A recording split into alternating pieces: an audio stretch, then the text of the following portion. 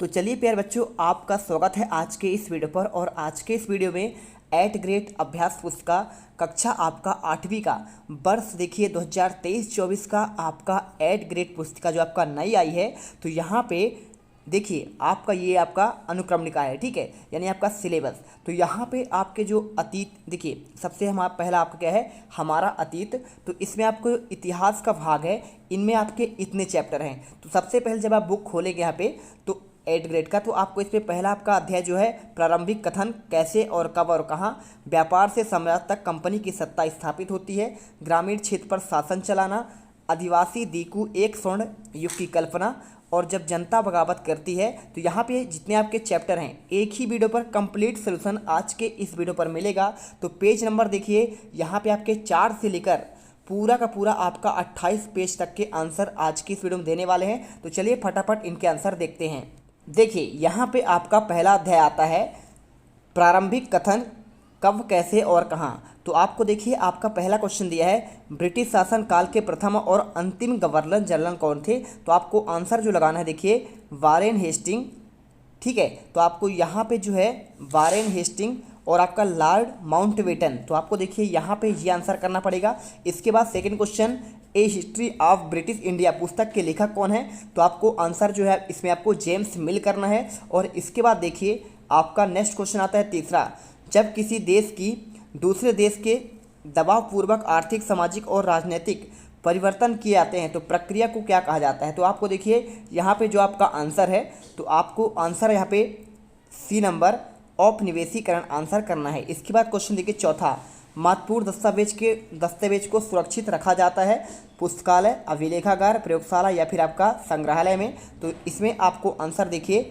अभिलेखागार आंसर करना है। इसके बाद क्वेश्चन आपका पांचवा आता है, इतिहास के आधुनिक काल को विकास का युग क्यों कहा जाता है। तो देखिए आपको यहाँ पे आंसर दिया गया है, इतिहास के आधुनिक काल में तर्क, लोकतंत्र, मुक्ति, समानता जैसी आधुनिकता ताकतों का विकास हुआ है, इसलिए से आधुनिक काल को विकास का युग माना जाता है। इसके बाद देखिए आपका यहाँ पे नेक्स्ट क्वेश्चन आता है, क्वेश्चन नंबर 6, सुलेख नवीस किसे कहते हैं, ठीक है, सुलेख नवीस। तो देखिए सुलेखन वीस आप इसे बोल सकते हैं। तो सुलेखन वीस ऐसे लोग होते हैं जो बहुत ही सुंदर ढंग से लिखने में निपुण होते हैं, उन्हें सुलेखन वीस कहते हैं। इसके बाद देखिए क्वेश्चन आपका 7वां आता है, अभिलेखागार से क्या आपका देख सकते हैं। तो अभिलेखागार में सरकारी दस्तावेज, प्राच्य अभिलेख, मानचित्र, गणमान, व्यक्तियों को निजी अभिलेख और मोहरे इत्यादि देख सकते हैं। क्वेश्चन 8वां है, इतिहास को तारीखों से क्यों जोड़ा जाता है। तो इतिहास को तारीखों से जुड़ाव का मुख्य कारण है किसी समय युद्ध और बड़ी बड़ी घटनाओं के ब्यौरे को इतिहास में माना जाता है, और यह इतिहास राजा महाराजा और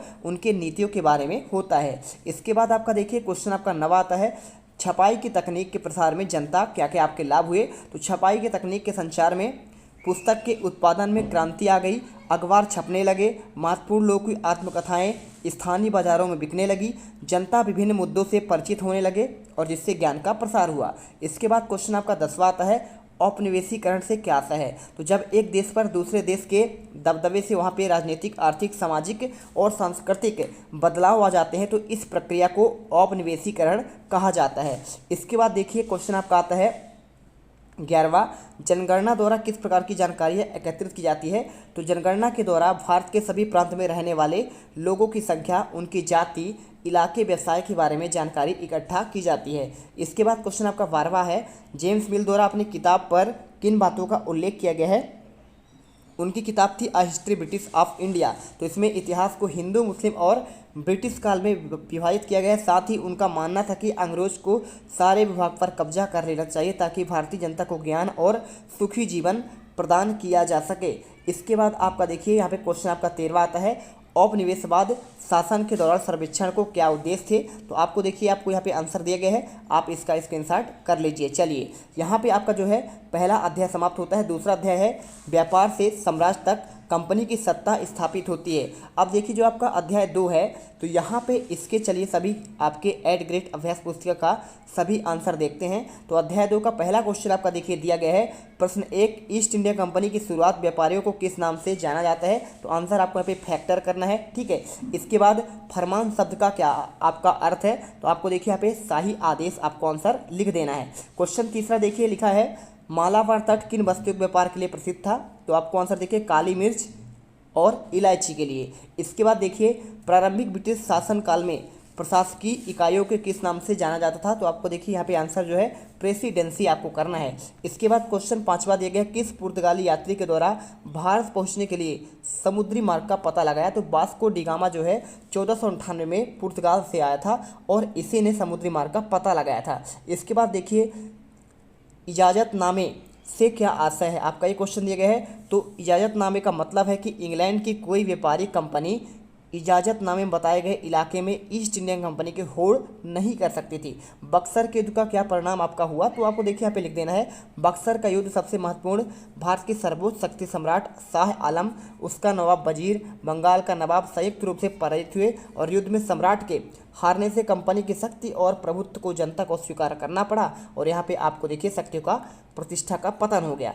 क्वेश्चन देखिए 8वां, पानीपत की तीसरी लड़ाई क्यों महत्वपूर्ण है, तो देखिए आपका जो पानीपत की युद्ध है 1761 में अफगान आक्रमणकारी अहमद शाह अब्दाली और पुणे के सदाशिव राय भाऊ पेशवा के बीच में लड़ी गई, जिससे मराठों की हार हुई और मराठों की सबसे बुरी हार थी और इस युद्ध ने भारत में अंग्रेजों की विजय के रास्ते खोल दिए थे।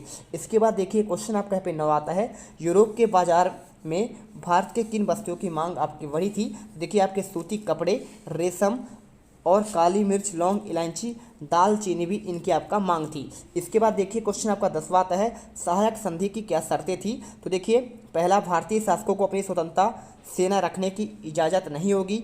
दूसरा, देसी रियासत कंपनी की अनुमति के बिना किसी अन्य राज्य से युद्ध या फिर संधि मैत्री नहीं कर सकेगा।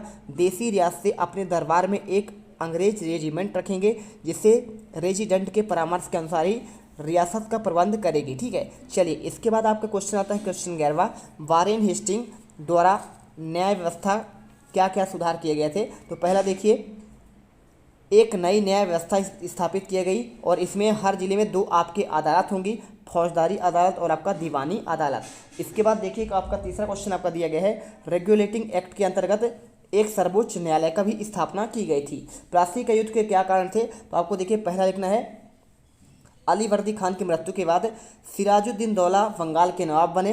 कंपनी को सिराजुद्दीन दौला की ताकत से काफ़ी भय था क्योंकि वह कंपनी को व्यापारिक रियासतें अन्य सुविधाएं भी आसानी से प्रदान नहीं करते थे। तीसरा, नवाब के कासिम बाजार में स्थित इंग्लिश फैक्ट्री पर हमला बोल दिया।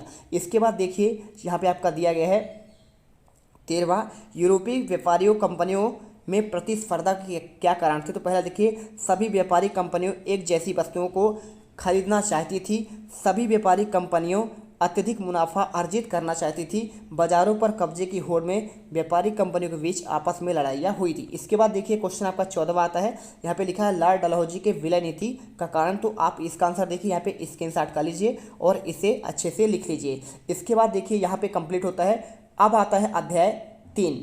अध्याय 3 देखिए एट ग्रेड अभ्यास पुस्तिका आपका जो है ग्रामीण क्षेत्र पर शासन चलाना, तो यहाँ पे सभी क्वेश्चन के आंसर देखेंगे। पहला क्वेश्चन दिया है, किस व्यवस्था के अंतर्गत कंपनी के द्वारा राजाओं और तालुकेदारों को जमीनी के रूप में आपका मान्यता दी गई, तो देखिए आपका देखिए 4 ऑप्शन है, तो आंसर जो आपको लगाना है स्थायी बंदोबस्त करना है। इसके बाद देखिए क्वेश्चन दूसरा, महालवारी व्यवस्था में महाल शब्द का क्या अर्थ है, तो देखिए आपको इसका आंसर जो है बी नंबर ग्राम समूह आपको लिख देना है। वीडियो अच्छी लगे वीडियो को लाइक जरूर करिएगा और साथ में चैनल को आपको सब्सक्राइब कर लेना है जिससे यहाँ पे आपको हर एक वीडियो का नोटिफिकेशन मिलती रहे। क्वेश्चन देखिए तीसरा क्या दिया है, लिखा है भारत में नील उत्पादन के प्रमुख केंद्र थे, तो देखिए 4 ऑप्शन दिए हैं, तो आंसर जो आपको यहाँ पे लगाना है बंगाल और आपका देखिए यहाँ पे ये वाला है, पहला वाला आंसर है। ठीक है, बंगाल और बिहार। और चौथा क्वेश्चन दिया है ब्रिटिश शासन में 1 बीघा की माप कितनी थी, तो 1 बीघा आपका जो बराबर होता है 1/3 एकड़ के। ठीक है, तो यहाँ पे क्वेश्चन 5वां देखिए, बंगाल में कंपनी द्वारा खरीदी जाने वाली वस्तुओं का मूल्य दुगना क्यों हो गया था, तो देखिए कंपनी किसानों से भारी भरकम लगान करती थी और यहाँ पे देखिए कम कीमत पर सूती और रेशमी कपड़े खरीदे और इसी कारण कुछ वर्षों में बंगाल की कंपनी द्वारा खरीदी जाने वाली वस्तुओं का मूल्य दुगना हो गया था। चलिए इसके बाद देखिए क्वेश्चन आपका आता है 6 नंबर, लिखा है 1793 में स्थायी बंदोबस्त क्यों लागू किया गया था, तो देखिए यहाँ पे आपको सिंपल सी बात है, राजस्व की जिससे प्राप्ति हो सके तो स्थायी बंदोबस्त लागू किया गया था और जमींदारों को जमीन में सुधार के खर्चे को प्रोत्साहन मिलेगा। इसके बाद क्वेश्चन देखिए 7वां, बंगाल की अर्थव्यवस्था के गहरे संकट में किसानों का क्या प्रभाव पड़ा, तो देखिए उन लगान चुकाने से परेशान परेशानियाँ लगी, साथ ही बहुत सारे किसान भुखमरी के कारण मृत्यु को प्राप्त हो गए थे और किसानों की खेती भी चौपट हो गई थी। आपको आंसर कर देना है। इसके बाद देखिए क्वेश्चन आपका 8वां दिया है, भारतीय किसानों को विभिन्न भागों में किस प्रकार फसलें उगाने को मजबूर करते थे अंग्रेज लोग और क्यों? तो अंग्रेज भारतीय किसानों को पटसन, असम में चाय, संयुक्त प्रांत में गन्ना, यानी कि आपका जो उत्तर प्रदेश वाला एरिया है, और पंजाब में गेहूं हो गया, महाराष्ट्र और पंजाब में कपास, मद्रास में चावल उगाने के लिए मजबूर थे। इनके पीछे उनका उद्देश्य यूरोप की ज़रूरत के हिसाब से सही फैसले पैदा, देखिए फैसले आपका नहीं होगा, यहाँ पे आपको फसलें लिख देना है, ठीक है। तो यहाँ पे फैसले लिखा है तो आपको यहाँ पे सही करके फसल पैदा करना था। इसके बाद देखिए क्वेश्चन आपका यहाँ पे 9 नंबर आता है, नील तथा बोर्ड के पौधे पर अंतर बताना है। तो देखिए नील का पौधा जो आपका होता है उष्णकटिबंधीय इलाकों में उगता है, जबकि बोर्ड का पौधा जो है शीतोष्ण क्षेत्र में उगता है। नील कपड़े को रंगने और चमकदार नीला रंग मिलता है, जबकि बोर्ड को मिलने से यहाँ पे रंग बेजान और फीका होता है। नील की खेती के मुख्य 2 आपके तरीके कौन से थे? तो देखिए आपको यहाँ पे लिखा है निज और रैयत, तो आपको यहाँ पे देखकर आंसर यहाँ पे लिख देना है, ठीक है। चलिए इसके बाद आपका क्वेश्चन यहाँ पे नेक्स्ट दिया गया है, क्वेश्चन 11वां, नील के व्यापार बढ़ाने के लिए अफसर और व्यावसायिक एजेंट किस प्रकार कार्य करते थे? देखिए नील के उत्पादन के लिए पैसा लगाना आपका पहला, दूसरा नील के कारोबारियों पर ध्यान देने के लिए नौकरियां छोड़ दी, भारी मुनाफे और उम्मीद से स्कॉटलैंड और इंग्लैंड के बहुत सारे भारत आए और उन्हें नील के बागान में लगा दिए गए। क्वेश्चन बार देखिए, किसानों को नील की खेती करने में मुख्य समस्या क्या आ रही थी? तो आपको यहाँ पे ये आपकी समस्याएं हैं। बागान मालिक चाहते थे कि किसान अपने सबसे बढ़िया खेती और नील की खेती करें। नील की खेती वहाँ धान की खेती नहीं की जा सकती थी और नील की खेती की प्रणाली आपका शोषणकारी थी, ठीक है, शोषण यानी किया जाता था। इसके बाद देखिए क्वेश्चन आपका आता है, क्वेश्चन 11वां, नील का आपका जो देखिए इसका आंसर आपका हो गया ना। क्वेश्चन आपका आता है यहाँ पे 13वां, बंगाल के रैयतों ने नील विद्रोह कब और कैसे किया? तो आपको देखिए यहाँ पे लिखा है 1859 में किया गया था और यहाँ पे नील की खेती करने से इनकार कर दिया था और किसानों को बागान मालिकों को लगान चुकाने से इनकार कर दिया था। किसानों ने तलवार, भाले और तीर कमान लेकर नील फैक्ट्रियों पर हमला कर दिया। इसके बाद क्वेश्चन देखिए आपका यहाँ पे 14 आता है। क्वेश्चन लिखा है, महात्मा गांधी की चंपारण आंदोलन की शुरुआत किस बात को लेकर हुई थी? तो देखिए यहाँ पे निर्धन, भूखे और वंचित कृषकों को जमींदारों एवं साहूकारों के द्वारा जबरदस्ती नील की खेती करवाई जा रही थी और साथ ही जमींदारों द्वारा किसानों से मनमाने ढंग से फसल की वसूली करने के लिए विभिन्न कानून लागू किए जा रहे थे। जब महात्मा गांधी दक्षिणी अफ्रीका से लौटे तो बिहार के एक किसान ने उन्हें चंपारण में आकर नील की किसानों की दुर्दशा को देखने का न्योता दिया। 1917 में महात्मा गांधी का यह दौरा नील बागान मालिकों के खिलाफ चंपारण आंदोलन की शुरुआत हुई थी। तो आपका देखिए नील के आपके जो यहाँ पे किसान थे उनके लिए, उनके जो विरोध कर रहे थे, इसीलिए स्टार्ट हुआ था चंपारण का आंदोलन। इसके बाद देखिए क्वेश्चन आपका यहाँ पे कंप्लीट होता है। आता है यहाँ पे अध्याय 4, आदिवासी दीकू एक स्वर्ण युग की कल्पना। तो देखिए एट ग्रेड अभ्यास पुस्तिका का अध्याय 4 यहाँ पे स्टार्ट होता है। तो आपके देखिए सभी के आंसर आपको इस वीडियो पर मिल जाएंगे। तो आपका पाठ लिखा है आदिवासी दीकू और एक स्वर्ण युग की कल्पना। तो अगर हम देखें तो यहाँ पे आपका क्वेश्चन स्टार्ट होता है। पहला क्वेश्चन दिया है, कुछ समय के लिए बिना खेती छोड़ दी जाने वाली जमीन को कहा जाता है? तो आंसर देखिए, आंसर यहाँ पे आपको बी नंबर प्रति कर देना है, ठीक है। चलिए दूसरा क्वेश्चन सुमेलित करना है, यानी आपको सही जोड़ी बनाना है। तो यहाँ पे आपको जो आंसर है देखिए, आपको ये आंसर आपको यहाँ पे मिला देना है। वैगा का आपका देखिए हो जाएगा यहाँ पे आपका मध्य भारत और खोट का हो जाएगा आपका उड़ीसा में रहते हैं, लबाड़िया कहाँ रहते हैं? आंध्र प्रदेश में, और गद्दी रहते हैं आपका कुल्लू में, ठीक है। चलिए इसके बाद देखिए क्वेश्चन आपका यहाँ पे आता है, ये आपका ये दिया भी गया है। तो आप इसमें आंसर अगर चाहें तो आपको आंसर देखिए बी नंबर यहाँ पे आ जाएगा, ठीक है। क्वेश्चन तीसरा देखिए, सांस ऑफ द मैकल पुस्तक के लेखक कौन है? तो इसमें आंसर देखिए आपको यहाँ पे लगाना है ए नंबर, वेरियर एल्विन और शामराव हिवाले। क्वेश्चन चौथा देखिए, झारिया और रानीगंज की कोयला खदानें स्थित हैं। तो यहाँ पे अगर मैं इसके आंसर की बात करूँ तो आपको देखिए आपके जो दोनों खदानें हैं बिहार में स्थित हैं। क्वेश्चन आपका 5वां आता है, घुमंतु किसान मुख्य रूप से कहाँ रहते हैं? तो आंसर देखिए पूर्वोत्तर और मध्य भारत की पर्वतीय जंगली पट्टियों में रहते हैं। क्वेश्चन छठा लिखा है, आदिवासी समूह अपना जीवन यापन किस प्रकार करते हैं? तो सिंपल सी बात देखिए, झूम खेती, शिकार, वन उत्पादकों और इकट्ठा करके कुछ जानवर जैसे गाय, बैल और बकरियां पालकर करते हैं। इसके बाद क्वेश्चन आपका 7वां आता है, बरली विद्रोह कब और कहाँ हुआ था? तो देखिए आपका 1940 में महाराष्ट्र में हुआ था। 8वां क्वेश्चन लिखा है, झूम खेती की विशेषता।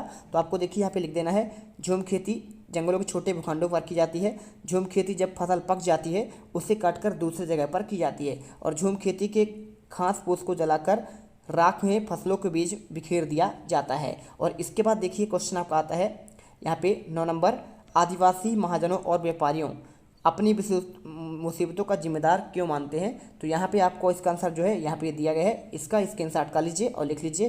क्वेश्चन आपका 10वां आता है, जनजातियों समूह ने बिरसा का समर्थन क्यों किया। तो देखिए आपको यहाँ पे इसका आंसर दिया गया है, तो आप इसे लिख लीजिएगा, ठीक है, स्क्रीनशॉट कर लीजिए। अगला क्वेश्चन देखिए, वन कानून का आदिवासी समूह पर जीवन पर क्या प्रभाव पड़ा। तो आपको यहाँ पे आंसर आपको 3 पॉइंट में दिया गया है, इन सभी के आंसर आप यहाँ पे स्क्रीनशॉट कर लीजिए। चलिए, तो 15 पेज कंप्लीट होता है। इसके बाद आपका जो आता है क्वेश्चन 12वां, झूम काश्तकारों को स्थायी रूप से बसाने में क्यों असफल रहे। तो अगर मैं इसके आंसर की बात करूं तो झूम काश्तकारों को बसाने के लिए अंग्रेज असफल रहे, क्योंकि झूम काश्तकारों को परंपरागत खेती की अपेक्षा स्थायी कृषि में अक्सर नुकसान ही हुआ है, क्योंकि उनके खेत अच्छी उपज नहीं दे पाते। इसके बाद क्वेश्चन देखिए 13वां, बिरसा आंदोलन से आदिवासी समाज क्या सुधार आया। देखिए, शराब व जायोटों ने विश्वास का विरोध किया, गांव में अपने आसपास की सफाई पर बल दिया और बिरसा अन्याय के विरोध पर आदिवासियों को आत्मनिर्भर बनाने में सक्षम बनाया। तो यहाँ पे बिरसा मुंडा इसीलिए याद किए जाते हैं। और बिरसा आंदोलन के महत्वपूर्ण आपके क्या थे। देखिए यहाँ पे आपका जो है ना, विश्व जो आपका आदिवासी दिवस मनाते हैं 9 अगस्त को, तो ये बिरसा मुंडा कि जन्म दिवस पर ही मनाया जाता है। और इनके देखिए आपके यहाँ पे पहला पॉइंट आपका ये दिया गया है, आप इसे लिख लीजिए। दूसरा, बिरसा आंदोलन में यह बता दिया कि आदिवासी अन्याय का विरोध करने में सक्षम है। तीसरा पॉइंट, इस आंदोलन में प्रशासनिक सुविधाओं और बेहतर बनाएगा। तो देखिए यहाँ पे कंप्लीट होता है। अब यहाँ पे आता है देखिए पाठ आपका आता है अध्याय 5। तो अध्याय 5 में आपका लिखा है, जब जनता बगावत करती है 1857 और उसके बाद। तो यहाँ पे 8th ग्रेड अभ्यास पुस्तिका अध्याय 5 का जब जनता बगावत करती है 1857 और उसके बाद। तो इसका चलिए आंसर देखते हैं, सभी क्वेश्चन के आंसर देखेंगे। पहला क्वेश्चन है, सिपाही से सूबेदार तक पुस्तक के लेखक कौन है। तो आपको आंसर सीताराम पांडे करना है। क्वेश्चन दूसरा, अवंतीबाई लोधी का संबंध किस क्षेत्र से था। तो आंसर देखिए यहाँ पे राजगढ़ मंडल यानी बी ऑप्शन करना है। इसके बाद क्वेश्चन आपका आता है तीसरा क्वेश्चन दिया, तात्या टोपे किस राज्य के सेनापति थे। तो आंसर आपको यहाँ पे देखिए कानपुर करना है। क्वेश्चन चौथा, खुर्दा राज्य स्थित है। तो ये आपका उड़ीसा के दक्षिण पूर्व में। इसके बाद देखते हैं क्वेश्चन 5वां, कंपनी के तहत काम करने वाले भारतीय सिपाहियों के असंतोष के कारण क्या थे। तो आप देखिए यहाँ पे पहला था, वेतन और भत्तों सेवा शर्तों के कारण परेशान थे। कई नए नियम उन्हें धार्मिक भावनाओं और आस्थाओं को ठेस पहुंचा रहा था, जिसमें से एक आपका था यहाँ थे देखिए चर्बी का कारतूस उनसे यूज कराया जा रहा था। तो यहाँ पे जो है भारतीय अगर धार्मिक दृष्टि देखा जाए तो यहाँ पे चर्बी का उपयोग नहीं करते हैं। क्वेश्चन 6 देखिए, मंगल पांडे को फांसी कब और किन आरोपों में दी गई। तो 8 अप्रैल 1857 को युवा सिपाही मंगल पांडे को बैरकपुर में अपने अफसरों पर हमला करने के आरोप में आपका देखिए फांसी दी गई थी। और क्वेश्चन देखिए 7 वाला लिखा है, अंग्रेजों द्वारा किए गए सुधारों और भारतीयों पर क्या प्रभाव पड़ा था। तो देखिए आपको यहाँ पे तीनों का पहला क्या है, सती प्रभा रोकने और विवाह को बढ़ावा देने के लिए कानून बनाए गए। दूसरा, अंग्रेजी भाषा शिक्षा को जमकर प्रोत्साहन दिया गया। और इसके बाद क्वेश्चन 8वां, अवध रियासत को कब और क्या आरोप लगाकर ब्रिटिश में शामिल किया गया। तो देखिए आपको अवध की रियासत अंग्रेज के कब्जे में देखिए आपको यहाँ पे लिखा गया है। तो आपको अवध रियासत को 1856 की कुशासन का आरोप लगाकर यहाँ पे ब्रिटिश शासन में शामिल किया गया। क्वेश्चन 9 आता है देखिए, इंडियन काउंसिल किसे कहा जाते हैं। तो आपको यहाँ पे अगर मैं इसके आंसर की बात करूँ तो यहाँ पे एक सदस्य भारत के मंत्री के रूप में नियुक्त किया गया, उसे सलाह देने के लिए एक परिषद का गठन किया गया जिसे इंडिया काउंसिल कहा जाता है। इसके बाद क्वेश्चन देखिए 10वां, उत्तर भारत में 1857 के विद्रोह के मुख्य केंद्र कौन कौन थे। देखिए दिल्ली था, मेरठ था, बरेली, लखनऊ, कानपुर, फैजाबाद और आपका झांसी। तो यहाँ पे पेज 18वां कंप्लीट होता है। अगला देखते हैं क्वेश्चन 11वां, किन परेशानियों के कारण किसान 1857 के विद्रोह में शामिल हुए। तो यहाँ पे जो है आपको आंसर देखिए जो आपका दिया गया है, तो आप इसे स्क्रीनशॉट कर लीजिए और या फिर रोक कर लिख लीजिए। क्वेश्चन देखिए 12वां लिखा है, 1824 में कंपनी के सैनिकों ने बर्मा में जाने से क्यों मना किया। तो देखिए यहाँ पे पूरा आंसर लिखा है, आप यहाँ पे इसका स्क्रीनशॉट कर लीजिए। क्वेश्चन देखिए आपका आता है यहाँ पे 13वां, 1857 के विद्रोह के बाद अंग्रेजों ने अपनी नीतियों में क्या बदलाव किए। तो यहाँ पे आपका पहला पॉइंट दिया गया है, ठीक है, सारे अधिकार जो है ब्रिटिश साम्राज्य के हाथ में सौंप दिया, पहला। और दूसरा, भारत के गवर्नर जनरल को वायसराय के ओहदा में दिया गया। तीसरा, भारत के लोगों के धर्म, सामाजिक रीति रिवाज सम्मान करने का फैसला किया। सेना में भारतीय सिपाहियों का अनुपात कम करने और यूरोपीय सिपाहियों को बढ़ाने का फैसला लिया। इसके बाद आपका जो आता है देखिए ये आपका 14वां, तो यहाँ पे आपको मेरठ, दिल्ली, बरेली, लखनऊ, झांसी, फैजाबाद, कानपुर, सागर, बनारस, जबलपुर ये आपको दर्शाना है। तो देखिए यहाँ पे आपको इसी प्रकार से दर्शा देना है। यहाँ पर आपको दिल्ली लिखा है, मेरठ, और ये आपका बरेली, झांसी, लखनऊ, कानपुर, फैजाबाद, बनारस, सागर और जबलपुर। ठीक है, तो देखिए यहाँ पे आपका कंप्लीट होता है। मिलते हैं नेक्स्ट वीडियो पर। जय हिंद, जय भारत। वीडियो दिल से लाइक करिए, साथ में आपको चैनल को सब्सक्राइब जरूर कर लेना, जिससे आने वाले हर एक वीडियो का नोटिफिकेशन मिलती रहे।